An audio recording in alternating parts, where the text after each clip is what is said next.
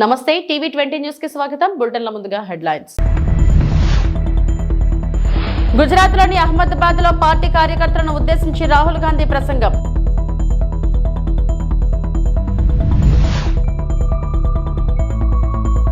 మార్కాపురంలో అంతర్జాతీయ మహిళా దినోత్సవ కార్యక్రమంలో పాల్గొన్న సీఎం చంద్రబాబు.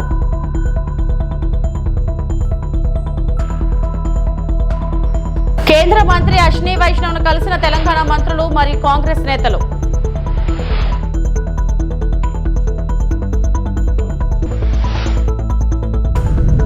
గుజరాత్ లోని అహ్మద్ లో రాహుల్ గాంధీ మాట్లాడుతూ భారతదేశ స్వాతంత్ర పోరాటంలో రాష్ట్రం కీలక పాత్రను హైలైట్ చేశారు. కాంగ్రెస్ పార్టీపై మహాత్మా గాంధీ ప్రభావాన్ని నొక్కి చెప్పారు. బ్రిటిష్ పాలనలో కాంగ్రెస్ నాయకత్వం కోసం ప్రయత్నిస్తున్నప్పుడు మహాత్మా గాంధీ మార్గదర్శక శక్తిగా ఉద్భవించి ఉద్యమాన్ని మరియు దేశ విధిని రూపొందించారని ఆయన అంగీకరించారు. భారతదేశానికి గొప్ప నాయకుడిని ఇచ్చినందుకు గుజరాత్ కు రాహుల్ గాంధీ ఘనత ఇచ్చారు. గుజరాత్ లేకుండా మహాత్మా గాంధీ లేరని, గాంధీ లేకుండా కాంగ్రెస్ స్వాతంత్రం పొందలేకపోయి ఉండేదని అన్నారు. जब तक हम पूरा नहीं करेंगे, गुजरात की जनता हमें चुनाव नहीं जिताएगी. और सचमुच में हमें गुजरात की जनता से यह मांगना भी नहीं चाहिए कि आप हमें सरकार दीजिए, जब तक हमने अपनी जिम्मेदारी पूरी करी. जिस दिन हमने अपनी जिम्मेदारी पूरी कर दी, उस दिन मैं आपको गारंटी करके कहता हूं कि गुजरात के सारे लोग कांग्रेस पार्टी को अपना समर्थन दे देंगे.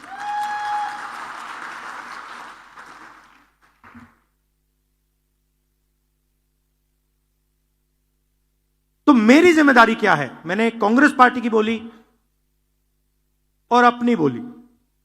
मेरी जिम्मेदारी क्या बनती है? जब कांग्रेस पार्टी को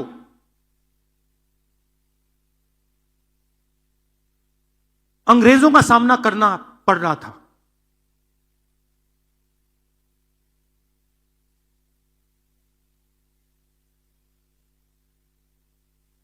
हम सब जगह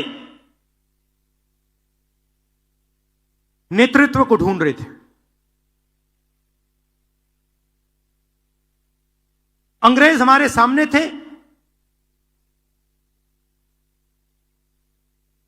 कांग्रेस पार्टी हिंदुस्तान की जनता को रिप्रेजेंट करती थी, मगर हमारा कोई लीडर नहीं था. लीडर कहां से आया? लीडर साउथ अफ्रीका से आया.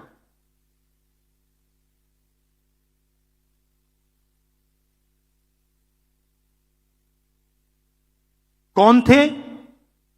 महात्मा गांधी थे. और किसने हमें दिए? साउथ अफ्रीका ने नहीं दिया. गुजरात ने कांग्रेस पार्टी को हमारा ओरिजिनल नेतृत्व दिया.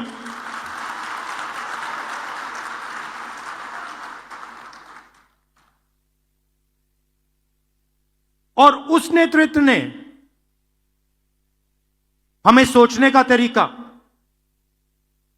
लड़ने का तरीका, जीने का तरीका दिया. गांधी जी के बिना कांग्रेस पार्टी देश को आजादी नहीं दिलवा पाती, और गुजरात के बिना गांधी जी नहीं होते. सीधी सी बात.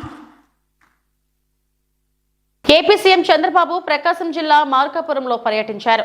అక్కడ నిర్వహించిన మహిళా దినోత్సవంలో పాల్గొన్నారు. స్వయం సహాయక బృందాలు ఏర్పాటు చేసిన స్టాళ్లను పరిశీలించారు. బృందాల్లోని మహిళలు తయారు చేసిన ఉత్పత్తుల వివరాలను అడిగి తెలుసుకున్నారు. అరటి వ్యర్థాలతో తయారు చేసిన టోపీని చంద్రబాబు ధరించారు. పోలీస్ శాఖ రూపొందించిన శక్తి యాప్ను ప్రారంభించారు. చేనేత రథాన్ని ప్రారంభించడంతో పాటు మహిళా ర్యాపిడో డ్రైవర్లను అభినందించారు. గుర్రపు డెక్క, అరటి కొబ్బరి వ్యర్థాలతో పీచు తయారీ ద్వారా ఆదాయం లభిస్తుందని సీఎం చంద్రబాబు తెలిపారు. దీనిపై దృష్టి పెట్టాలని సూచించారు. మహిళలు తయారు చేసిన ఉత్పత్తులకు నాణ్యత బ్రాండింగ్ తీసుకురావాలన్నారు. అనంతరం ఈ వ్యాపారి పోర్టల్ డెలివరీని ముఖ్యమంత్రి ప్రారంభించారు. సార్ ఆవిడ SHG women and weaver sir. Okay అమ్మా. మామూలుగా అయితే మీరు ఇచ్చిన లోన్ ప్రకారం దాంట్లో వచ్చిన డబ్బులతో మేము ఇంటి దగ్గరే అమ్ముకుంటూ ఉండేవాళ్ళం. ఇప్పుడు ఈ మొబైల్ వాడటం ద్వారా మేము మామూలుగా అక్కడ ఇంటి దగ్గరే కాకుండా ప్రతి ఏరియాకి తిరిగి హ్యాండ్లూమ్ ప్రోడక్ట్ అందరికీ తక్కువ రేట్లకే ఇవ్వడానికి మేము చూస్తున్నాం సార్. మీరు కూడా కొంచెం హెల్ప్ చేయవలసిందిగా కోరుచున్నాం sir. Sir, we want to set up such vans. Thank you అమ్మా, థ్యాంక్ యూ. ఇప్పుడు వీళ్ళందరూ తిరుగుతారు కదా. yes sir ఫానింగ్ యూపీఐ ఉంది సార్. యూపీఐ పేమెంట్ ఉంది సార్. ఓకే మా ఒక లాకర్ ఉంది సార్. మేడం శక్తి అమ్మా. గుడ్ మా గుడ్.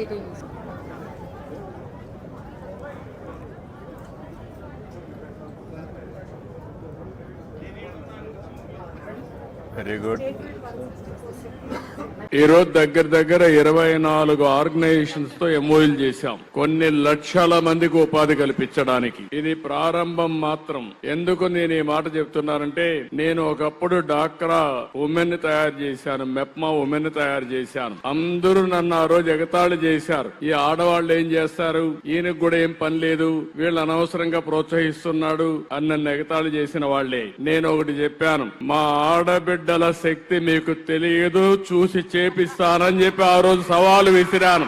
ఎన్నో ఆర్గనైజేషన్స్ అన్ని పుట్టాయి, మళ్ళీ ఆర్గనైజేషన్స్ కాలగర్భంలో కలిసిపోయినాయి. కానీ ఒకే ఒక ఆర్గనైజేషన్ డాక్రా మెప్మా ఎన్ని ఛాలెంజ్లు వచ్చినా, ఎన్ని సవాళ్లు వచ్చినా నిలదొక్కున్నాయి. ఆ రోజు ఎగతాళి చేసిన వాళ్ళందరూ మీ మీద ఆధారపడుతున్నారు. ఇప్పుడు ఎవరన్నా ఆఫీసర్ మీకు వస్తే ఈ ఊర్లో ఎవరు డాక్రా సంఘాలు అడిగే పరిస్థితికి వచ్చారు. ఒక రాజకీయ నాయకుడు వస్తే ఈ ఊర్లో ఎవరు డాక్రా సంఘాలు, వీళ్ళకి పరపతి ఎక్కువ ఉంది, వీళ్ళతో మాట్లాడాలని చెప్పే పరిస్థితికి వచ్చారు. మీరు రాజకీయాల్ని శాసించే పరిస్థితికి వచ్చారు, ఆర్థికంగా పైకొచ్చే పరిస్థితికి వచ్చారు. అందుకే నేను ఇప్పుడు ఒకటి ఆలోచించాను. ఈ రోజు మనకు డబ్బుల కొరత లేదు, అప్పులు కావాలంటే ఎంతైనా ఇచ్చే పరపతి సంపాదించుకున్నారు మీరు. అవసరమైతే 1 లక్ష కోట్లు కూడా మీరు అప్పు తీసుకునే శక్తి మీకుంది. దానికి కారణం తిరిగి చెల్లిస్తున్నారు. బ్యాంకర్లకు కావాల్సింది డబ్బులు వాళ్ళ దగ్గర ఉన్నాయి, వాళ్ళు ఇస్తారు. ఇచ్చిన తర్వాత మళ్ళా చెల్లించాలి. ఒకసారి క్రెడిట్ రేటింగ్ బాగా ఉంటే డబ్బులకు ఇబ్బంది లేదు, ఎంతైనా వస్తుంది. ఈ రెండో చూసిన తర్వాత మీకు ఒక తెలివితేటలున్నాయి, ఒక ఆర్గనైజ్డ్ శక్తిగా ఉన్నారు.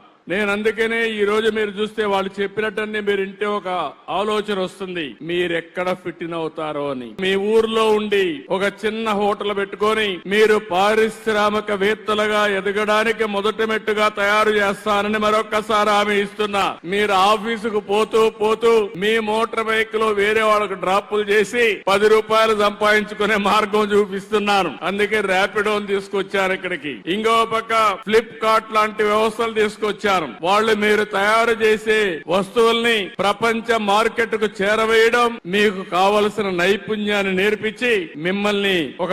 తెలంగాణ కాంగ్రెస్ నేతలు కేంద్ర మంత్రి అశ్విని వైష్ణవ్ ను శంషాబాద్ విమానాశ్రయంలో కలిశారు. పెండింగ్ రైల్వే ప్రాజెక్టులపై ప్రభుత్వం తరపున వినతి పత్రాలను అందజేశారు. వాటిని త్వరితగతిన పూర్తి చేయాలని కోరారు. మంత్రులు సీతక్క, కొమిటిరెడ్డి, వెంకటరెడ్డి, కొండా సురేఖ, ఎంపీలు బలరాం నాయక్, చామల కిరణ్ కుమార్ రెడ్డి కేంద్ర మంత్రిని కలిసిన వారిలో ఉన్నారు.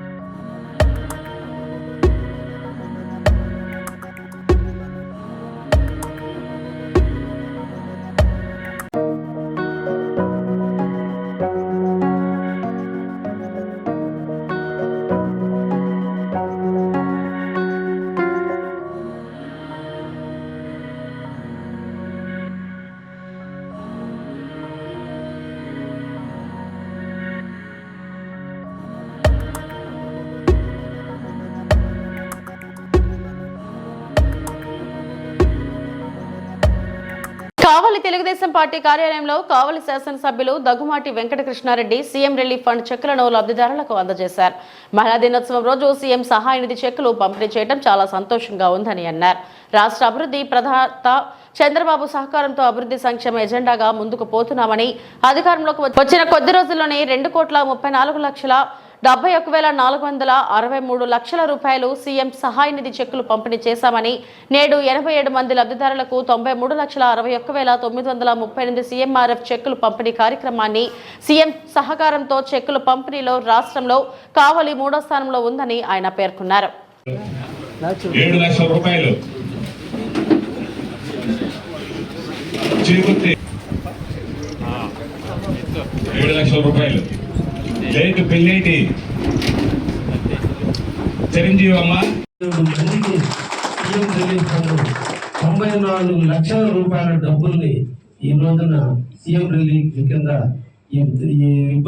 ఆరోగ్యపరంగా ఇబ్బంది పడ్డ వ్యక్తులకి ఈ రోజు చెల్లించడం జరుగుతుందని కూడా తెలియజేస్తున్నారు. ఈ 8 నెలల కాలంలో శ్రీ నారా చంద్రబాబు నాయుడు గారి ప్రోత్సాహం, మా యువ నాయకుడు లోకేష్ గారి సహకారంతో ఈ కావలి నియోజకవర్గానికి 2,34 లక్షల రూపాయలు ఈ రోజున సీఎం రిలీఫ్ ఫండ్ కింద కావలికి నిధులు వెచ్చించడం జరిగిందని కూడా ఈ సందర్భంగా తెలియజేస్తున్నారు. ఆంధ్ర రాష్ట్రం లొట్టుకులో ఉంది. ఆంధ్ర రాష్ట్రం ఆర్థిక ఇబ్బందులు ఎదుర్కొంటుంది. గత ప్రభుత్వం చేసిన వైఫల్యాలను సరిదిద్దే క్రమంలో 8 నెలల కాలం నుంచి అహర్రాత్రులు ఈరోజు సీఎం గారు టయాన్ని కూడా ఆరోగ్యాన్ని కూడా పక్కన పెట్టి 24 గంటలు 18 గంటలు ఈ ఆంధ్రప్రదేశ్ కోసం, ఆంధ్రప్రదేశ్ ప్రగతి కోసం, మన బిడ్డల భవిష్యత్తు కోసం ఈ రోజు ఆయన కష్టపడుతున్న తరుణంలో ఆర్థిక ఇబ్బందులు ఎన్నున్నా కూడా ఈ రోజు పేదవాడు ఆరోగ్యం బాగలేక హాస్పిటల్ బెడ్ మీద పడి తన శరీరాన్ని ఇంకొక డాక్టర్కి అప్పచెప్పి కోపించుకొని తన జబ్బును నయం చేసుకున్న డాక్టర్ చేసుకున్న పేషెంట్ కోసం నేను కూడా ఉన్నాను. దాని నిదర్శనంగా ఈ రోజు మన సీఎం గారు కావలి ప్రజల మీద ఎనలేని ప్రేమ చూపించిన భాగంలోనే ఈ రోజు రాష్ట్రంలో ఎక్కువ నియోజకవర్గాల కంటే కూడా నేను ఎక్కువ సీఎం రిలీఫ్ ఫండ్ తెచ్చేదానికి మా కార్యకర్తలు, నాయకులు ప్రోత్సాహంతో ఈ రోజు రాష్ట్రంలో మనం 3వ స్థానం 4వ స్థానానికి వచ్చే విధంగా ఈ రోజు ఉన్నామంటే మా కార్యకర్తలు, అదేవిధంగా ఫ్రంట్ ప్రభుత్వంలో జనసేన, బీజేపీ నాయకులు సహాయ సహకారాలతో ఈరోజు ప్రతి పేదవాడిని సేవ చేస్తున్న విషయాన్ని కూడా తెలియజేస్తూ ఒక మంచి కార్యక్రమాన్ని ఈ రోజు తలపెట్టి మా కార్యకర్తలందరికీ కూడా ధన్యవాదాలు తెలియజేస్తున్నాం. నిరంతరం కూడా మా కార్యకర్తలు మేము నిరంతరం ప్రజల కోసం, ప్రజల భవిష్యత్తు కోసం తప్పకుండా ఇదే విధంగా సహాయ సహకారాలు అందిస్తారని కూడా మళ్ళా మీ ద్వారా కావలి నియోజకవర్గ ప్రజానికానికి తెలియజేస్తుంది. అదేవిధంగా మనకు అన్ని కూడా దేవాలయాలు ఉన్నాయి, మసీదులు ఉన్నాయి, చర్చిలు ఉన్నాయి. వాటిని సందర్శించడానికి కూడా ఎక్కడ ఇబ్బంది ఉన్నా కూడా వాటిని కూడా ఎమ్మెల్యే లెక్కలు కూడా ఇవ్వడం కూడా జరుగుతున్నది. దాన్ని కూడా సద్వినియోగం చేసుకోవాలి. అదేవిధంగా ఎండోమెంట్ పరంగా కావచ్చు, లేదంటే మైనారిటీల పరంగా కావచ్చు, మసీదులు కూడా కొందరు నిధులు మంజూరు చేసేదానికి కూడా ప్రభుత్వానికి నివేదికలు పంపడానికి మేము కూడా సిద్ధం చేస్తున్నాం. ఇంకా ఏదైనా సమస్యలు ఉంటే మా దృష్టికి తీసుకురామని ముస్లిం సోదరులు, ఎందుకంటే ఈ మాసం అంతా పవిత్ర మాసం, రంజాన్ మాసం. ఈ రంజాన్ మాసంలో ముస్లిం సోదరులందరూ కూడా అభినందిస్తూ ఉపవాసాలు చేస్తూ దేవుడి మీద, అల్లా మీద ప్రేమతో అందరూ కూడా ఉపవాసాలు చేస్తున్నందుకు ముస్లిం సోదరులు కూడా ఈ సందర్భంగా అభినందిస్తూ ఇటువంటి కార్యక్రమం నిరంతరం కూడా కావలిలో కాపు కాసే కావ్య కృష్ణారెడ్డి ఎప్పుడు పనిచేస్తూనే ఉంటాడని మీ అందరూ కూడా మహిళా తల్లుల దినోత్సవాన్ని తెలియజేసుకుంటున్నారు. నర్సీపట్నంలో ఘనంగా అంతర్జాతీయ మహిళా దినోత్సవ వేడుకలు. అంతర్జాతీయ మహిళా దినోత్సవం సందర్భంగా నర్సీపట్నం డీఎస్పీ పి శ్రీనివాసరావు ఆధ్వర్యంలో పలు ప్రైవేట్ కళాశాలల విద్యార్థులతో ర్యాలీ నిర్వహించారు. ముందుగా కళాశాల విద్యార్థులకు నిర్వహించిన పలు పోటీలలో గెలుపొందిన విద్యార్థులకు బహుమతి ప్రదానం చేశారు. అనంతరం నర్సీపట్నం టౌన్ పోలీస్ స్టేషన్ దగ్గర నుంచి సమకల్ కార్యాలయం వరకు ర్యాలీగా వెళ్లారు. ఈ సందర్భంగా నర్సీపట్నం డీఎస్పీ పి శ్రీనివాసరావు మాట్లాడుతూ మహిళలందరికీ అంతర్జాతీయ మహిళా దినోత్సవ శుభాకాంక్షలు తెలిపారు. ప్రతి సంవత్సరం నుండి ఉమెన్ అవేర్నెస్ క్యాంప్ నిర్వహిస్తూ ఎస్ఏ రైటింగ్ క్విజ్ కాంపిటీషన్ నిర్వహిస్తున్నామని అన్నారు. ఇప్పటికే పలు కాలేజీలు, స్కూల్లో మహిళల రక్షణ కోసం అవగాహన సదస్సులు నిర్వహించడం జరిగిందని డీఎస్పీ శ్రీనివాసరావు అన్నారు. రోజున అంతర్జాతీయ మహిళా దినోత్సవం సందర్భంగా మహిళలందరికీ కూడా శుభాకాంక్షలు. మా ఎస్పీ గారి ఉత్తర్వుల మేరకు ఈ 1 వీక్ మార్చ్ 1 నుంచి మార్చ్ 8 వరకు కూడా రకరకాల ప్రోగ్రామ్స్ నిర్వహించడం జరిగింది. ఓపెన్ హౌస్ అని, తర్వాత హెల్త్ మీద చెకప్స్ కానీ, తర్వాత ఎస్ఏ రైటింగ్ కాంపిటీషన్ కానీ, ఎలక్యూషన్ కాంపిటీషన్స్ కానీ, అట్లాగే విహారయాత్రలకు తీసుకోవడం మా స్టాఫ్కి, ఇవన్నీ కూడా నిర్వహించడం జరిగింది. అందులో భాగంగా ఈ రోజున మహిళా దినోత్సవం రోజు మొన్న నర్సీపట్నం సబ్ డివిజన్లో Narsipatnam town police station, rural police station వారి ఆధ్వర్యంలో ఇక్కడ ర్యాలీ కూడా, స్టూడెంట్స్తో ర్యాలీ కూడా నిర్వహించడం జరుగుతుంది. ఆ ర్యాలీకి అందరూ కూడా, విద్యార్థులందరూ కూడా వచ్చారు. వాళ్ళందరికీ కూడా థ్యాంక్స్ చెప్తూ, అట్లాగే ఎవరైతే పార్టిసిపేట్ చేశారో ఈ కార్యక్రమాల్లో వాళ్ళకి ప్రైజెస్ కూడా డిస్ట్రిబ్యూట్ చేయడం జరిగింది. వాళ్ళందరికీ కూడా మహిళా రక్షణపై అవగాహనలు కల్పించడం జరిగింది. ఏలూరు జిల్లా జంగారెడ్డిగూడెం సుబ్బారెడ్డి కాలనీలో 3 రోజుల క్రితం రాత్రి సమయంలో 3 వ్యక్తులు ఇల్లు అద్దెకు కావాలని వచ్చి వృద్ధురాలపై దాడి చేసి ఆమె చేతికి ఉన్న బంగారు గాజులు, మెడలోని చంద్రహారం దొంగిలించుకు వెళ్లిన కేసులో పోలీసులు నిందితులను అరెస్టు చేశారు. అరెస్ట్ అయిన ముద్దాయిలు వ్యసనాలకు అలవాటు పడి అప్పులు తీర్చడానికి ఒంటరిగా ఉంటున్న వృద్ధురాలపై దాడి చేసి బంగారు ఆభరణాలు దొంగిలించారని, 3 ముద్దాయిలలో 1 గుత్తిశ్రీను, 2 మొహమ్మద్ అలీషా అనే వారిని అరెస్టు చేశామని, నిందితుల వద్ద నుండి 2,50,000 రూపాయలు విలువ చేసే 34.45 గ్రాముల బరువు కలిగిన 3 బంగారు గాజులు స్వాధీనం చేసుకున్నామని, పరారీలో ఉన్న 3వ నిందితుడిని త్వరలోనే అరెస్టు చేస్తామని జంగారెడ్డిగూడెం డీఎస్పీయు రవిచంద్ర తెలిపారు. మనకి జంగారెడ్డిగూడెం పట్టణంలో ఈ నెల 4వ తేదీన ఒక వృద్ధ మహిళ ఇంట్లో ఒంటరిగా ఉంటున్న సమయంలో 3 వ్యక్తులు ఆ ఇంట్లోకి ప్రవేశించి ఆవిడ దగ్గర ఉన్నటువంటి మెడలోని హారం ఒకటి, అలాగే చేతికి ఉన్నటువంటి ఒక 3 గాజులు దొంగతనం చేయడం జరిగింది. ఈ గాజులు ఇవి లాక్కునే క్రమంలో ఆ చేతికి కూడా, ఆ ముసలావిడ చేతికి కూడా తీవ్ర గాయం కలగజేయడం కూడా జరిగింది. తర్వాత వీళ్ళు పారిపోయారు. తర్వాత వెంటనే వాళ్ళు పోలీస్కి ఇన్ఫామ్ చేయగానే ఇమ్మీడియట్గా ఎస్ఐ గారు, సిఐ గారు అందరూ కూడా టీము ఈ కేసులో దర్యాప్తు మొదలుపెట్టారు. ఇందులో మనకు ప్రధానంగా సీసీ కెమెరాల ద్వారాను, కొన్ని సాంకేతిక పద్ధతుల ద్వారాను ముద్దాయిల యొక్క ఆచూకీని కనుగొనడం జరిగింది. ఇందులో ముఖ్యంగా 3 ముద్దాయిలు పార్టిసిపేట్ చేశారు. అందులో గుత్తాసీన అనే అతను బుట్టాయిగూడెం కృష్ణాపురంలో ఉంటూ జంగారెడ్డిగూడెంలో టెంపరీగా నివాసం ఏర్పరచుకొని మట్టి పనులు చేస్తూ ఉంటాడు. అలాగే షేక్ ఫహీం అనే అతను జంగారెడ్డిగూడెంలోనే ఉంటూ ఈ చికెన్ కొట్లో పనిచేస్తూ ఉంటాడు. అట్లాగే ఇంకొక అతను షరీఫ్ అని హైదరాబాద్, వరంగల్ ప్రాంతానికి చెందినటువంటి 3వ వ్యక్తి. వీళ్ళు 3 కూడా చిన్న చిన్న పనులు, అతను హోటల్ దుకాణంలో వంట మాస్టర్గా పనిచేసేవాడు. ఈ 3 కూడా కలిసి మందు తాగే క్రమంలో స్నేహితులయ్యి, ఇందులో ఈ ఫహీం అనే వ్యక్తి క్రికెట్ ఆడటానికి అటు పిరమిడ్ వైపు ఉన్న గ్రౌండ్లో వెళ్ళే క్రమంలో దారిలో ఉన్నటువంటి ముసలమ్మ ఒంటరిగా నగలు వేసుకొని ఉండటం ఇది గమనించి వీళ్ళతో డిస్కస్ చేసి దొంగతనం చేయడం జరిగింది. వీళ్ళని వెంటనే ఈ సాంకేతిక పద్ధతుల్లో వీళ్ళిద్దరిని కూడా, ఇందులో ఫహీం, గుత్తాసీను ఇద్దరిని కూడా అరెస్ట్ చేయడం జరిగింది. వీళ్ళ వద్ద నుంచి ఆమె దగ్గర దొంగిలించినటువంటి 3 బంగారు గాజులను కూడా రికవరీ చేయడం జరిగింది. అట్లాగే ఇందులో షరీఫ్ అనే అతన్ని అరెస్ట్ చేయాల్సి ఉందండి. 3వ అతన్ని అరెస్ట్ చేసి ఇంకొక చైన్ ఒకటి రికవర్ చేయాల్సి ఉంది. గతంలో 2011-12 ప్రాంతంలోనే జీలుగుమిల్లి, అశ్వారావుపేట ఈ ప్రాంతంలో ఇలా దొంగతనాలు చేసిన కేసులు ఉన్నాయి. అలాగే మన బుట్టాయిగూడెంలో కూడా కొన్ని కేసులు ఉన్నాయి ఈ శ్రీను అనే అతని మీద. అలాగే ఫహీం అనే అతని మీద జంగారెడ్డిగూడెం, లక్వరం పోలీస్ స్టేషన్లో ఈ పేకాట కేసులు, అలాగే దొంగతనం కేసులు కూడా ఇతని మీద ఉన్నాయి. అలాగే 3వ వ్యక్తి, ఇప్పుడు పరారీలో ఉన్న వ్యక్తి షరీఫ్ అనే అతని మీద కూడా తెలంగాణలో అనేక ప్రాంతాల్లో అతని మీద దొంగతనం కేసులు ఉన్నాయి. పశ్చిమ గోదావరి జిల్లా భీమవరం బిఆర్ అంబేద్కర్ సాంస్కృతిక భవనం ముందు కృపా నివాస్ సోషల్ సర్వీస్ ఆర్గనైజేషన్ వారు మహిళా దినోత్సవం నిర్వహించారు. ఈ కార్యక్రమానికి ముఖ్య అతిథిగా జిల్లా కలెక్టర్ చదలవాడ నాగరాణి పాల్గొన్నారు. జిల్లాలోని వివిధ రంగాలలో సమాజానికి ఆదర్శప్రాయంగా ఉండే మహిళలకు వారి ప్రతిభను గుర్తించి అవార్డులు అందజేశారు. కార్యక్రమంలో వావిలాల సరళాదేవి సావిత్రిబాయి పూలే అవార్డును ప్రదానం చేశారు.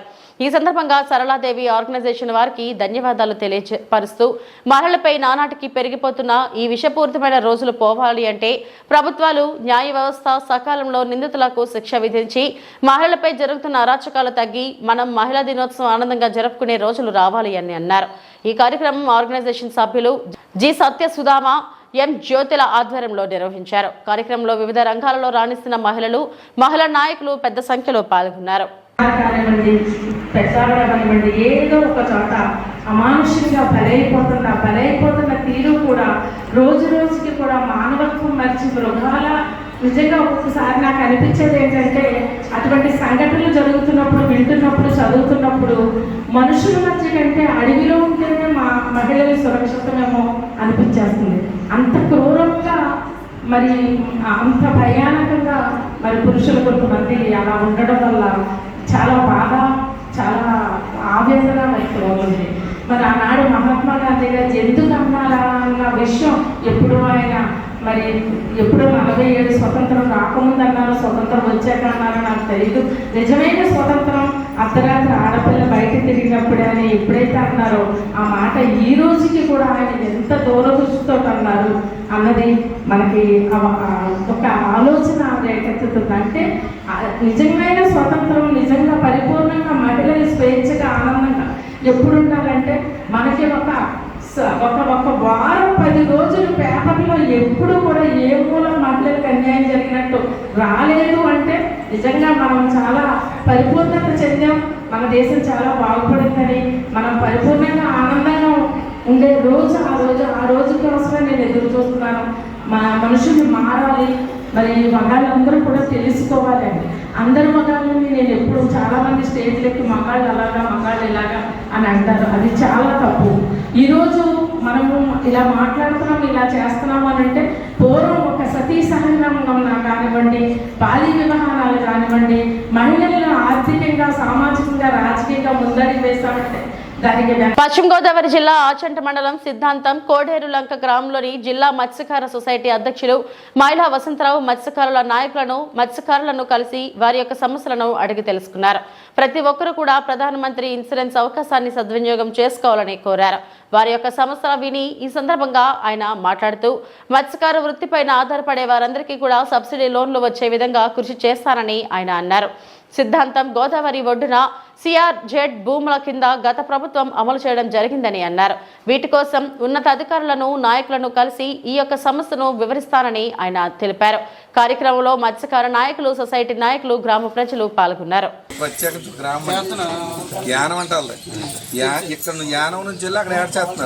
ఈ మత్స్యకార భరోసా ఎప్పుడైతే వస్తుందో వీళ్ళందరూ ఇక్కడికి వచ్చేస్తారు. అలాగే ఇప్పుడు కాకినాడ ఉంది, కొవ్వూరు ఉందండి. కొవ్వూరు వీళ్ళు ఏం చేస్తారు, ఉత్తప్పుడు కాకినాడ నుంచి వచ్చిన ఓడబజ్జీలు వాళ్ళందరూ చాలా మంది ఓడబజ్జీలు వీళ్ళు ప్రత్యేకించి కొవ్వూరులోనే ఉంటారు. వీళ్ళందరూ వచ్చి వీళ్ళు అక్కడికి మత్స్యకార భరోసా వచ్చేటప్పటికి మొత్తం అందరూ అక్కడికి వెళ్ళిపోతారు. ఏంటంటే ఇప్పుడు మరి ఇక్కడ వరకు వేళ మనకు మాట్లాడటానికి అవకాశం ఉంది. మనోడు ఇందాక చిత్తారావు గారు నాలుగు అడిగాడంటే చాలా చక్కటి కార్యక్రమం అడిగాడు. ఇక్కడ వరకు సిఆర్జెడ్ అని పెట్టేశాడు. సిఆర్జెడ్ అంటే ఎలాగా, సముద్రం పక్కన ఉన్న వాడికే సిఆర్జెడ్ అన్నది గుర్తుంటుంది. ఇప్పుడు ఇదే కాపీ నేను పట్టుకెళ్ళి రేపు నాకు నిజంగా మనవాడు చెప్పాడు. ఇప్పుడు నాకు ఇదే కాపీ పట్టుకెళ్ళి రేపు నాకు 24న 25 జనరల్ బాడీ మీటింగ్ కమిషనర్ ఆఫీస్లో విజయవాడలో మీటింగ్ ఉంటుంది. ఆ మీటింగ్లో ఇప్పుడు ఏమని అడుగుతాను నేను, రేపు నాకు సిఆర్జెడ్ వరకు సిద్ధాంతం వరకు మీరు రాశారు, నాకు ఇది లెటర్ ఇచ్చారు కాబట్టి మరి సిఆర్జెడ్లో ఉన్న ఫిషర్మెన్ ప్రతి ఒక్కరికి కూడా మత్స్యకార భరోసా వీళ్ళకి కల్పించాలి అని అన్నారు. ఒక పాయింట్ రీచ్ చేసుకుంటానికి అదొకటి కల్పించినట్టే లెక్క. మండలం సిద్ధాంతం గ్రామానికి మరి చుట్టుపక్కల ఉన్న ఫిషర్మెన్ సొసైటీలు మన కోడేరు కాలం ఉండే, అలాగే యలమంచి సంబంధించి హాసన్ నియోజకవర్గంలో ఉన్న ఫిషర్మెన్ ప్రధానమంత్రి మత్స్య సంపద యోజన కింద మరి ఇన్సూరెన్స్లు చేయించుకుంటామన్నది మరి ఇది సామాన్యమైన విషయం కాదు. దీన్ని మన వాళ్ళు ఏం చేస్తారంటే సులకనగా ఏదో ఇన్సూరెన్స్ అంట కదా అని అనేసి ఎవరో చెప్తే దీన్ని వదిలేసి మన ఏదో చేతల వరకే చెప్పారు ఏదోలే అని అనేసి అనుకుని దీన్ని వదిలేస్తున్నారు. కానీ దీంతో మన జీవితాలు, మత్స్యకారులు ఎవరైతే ఉన్నారో మన జీవితాలు మార్చినటువంటి పథకం మరి ఈరోజు కేంద్ర ప్రభుత్వం కానివ్వండి, రాష్ట్ర ప్రభుత్వం కానివ్వండి, మరి ఇటువంటి చక్కటి కార్యక్రమం మరి ఇక్కడ మన గ్రామాల్లో మనం ఎంత అదృష్టవంతులం అంటే ఓన్లీ ఫిషర్మెన్కే కలిగింది. ₹1 ఖర్చు లేకుండా ప్రధానమంత్రి గారు, సెంట్రల్ గవర్నమెంట్, స్టేట్ గవర్నమెంట్ మరి ఇన్సూరెన్స్ పాలసీ అన్నది చాలా చక్కటి కార్యక్రమం అన్నమాట. ఈ కార్యక్రమాన్ని మనం ఎంతైనా సరే ప్రతి ఒక్కరు కూడా 18 సంవత్సరాల నుంచి దాదాపుగా 55 సంవత్సరాల వరకు మనం ఈ ఇన్సూరెన్స్ అన్నది తప్పనిసరిగా చేయించుకుంటాం. మనందరికీ కూడా చాలా మన కుటుంబానికి మరి అండగా ఉండటానికి ప్రధానమంత్రి గారు మరి మనకింత చక్కటి కార్యక్రమం మనం ఫిషర్మెన్లో పుట్టడం అదృష్టమని ఈ సందర్భంగా మీ అందరికీ కూడా నేను తెలియపరుస్తూ ఉన్నాను. ఇన్సూరెన్స్ పాలసీ కట్టించుకోవాలంటే మనం ఈ ఇన్సూరెన్స్ ఈ యొక్క బొమ్మ ఉందో చూసారా, ఇది ఇన్సూరెన్స్ కడతారు కానీ ఇన్సూరెన్స్ గానే ఉండదు. మరి ఈ ఇన్సూరెన్స్ ఈ సింహలు మరి మన ఫిషర్మెన్కి ఇన్సూరెన్స్ కింద వర్తింతుందంటే మనం చాలా అదృష్టవంతులమని నేను మీ అందరికీ కూడా ఈ మన సిద్ధాంతం గ్రామం తరపున మరి ఈ చక్కటి కార్యక్రమాన్ని ఎక్కడో మారుమూలలో ఉన్న కార్యక్రమాన్ని మరి మన సొసైటీ వాళ్ళు మరి నాగమల్లేశ్వరి గారు మరి ఎంతో కష్టపడి మరి మారుమూలమైన దానికి పట్టుకొచ్చి ఇన్సూరెన్స్ కార్డులు ఇక్కడ చేయించాడంటే మనమందరం మీ అందరూ కూడా చాలా అభినందించడం వచ్చిన విషయం. మీరు ఎప్పుడు కూడా ఇటువంటి వాళ్ళు ఉంటేనే మన గ్రామాలు బాగుపడతాయి. మారుమూలలో ఉన్నా ఎక్కడున్నా మనకు చక్కగా గ్రామాలు బాగుపడతాయి. ఆయన నిజంగా నేను ఇంకా చెప్పలేదు. ఇక్కడ సొసైటీలో మొన్న రోజున భీమవరం వచ్చారు, భీమవరంలో చూశారు తప్ప ఇంకా ఇలా పెడతామని కాదు. మొన్న వెంటనే నాగమల్లేశ్వరి కానీ రోజు ఫోన్ చేసి సిద్ధాంతంలోను క్యాంపు ఏర్పాటు చేస్తున్నాను, పక్కన ఉన్న సొసైటీలు అందరినీ కూడా పేషెంట్లు కూడా రమ్మంటున్నాను, మరి మీరు కూడా రావాలని నాకు ఫోన్ చేసి చెప్తే నేను చాలా ఆనందపడ్డాను. ఎందుకనంటే ఇలాగ ఎంకరేజ్ చేసే వాళ్ళు ఉండాలి. ఇలా ప్రతిదీ కూడా మరి మనం చేయించుకున్నట్లయితే. ఇవి ఇప్పటివరకు నా బులెటిన్ అప్డేట్స్. నమస్తే.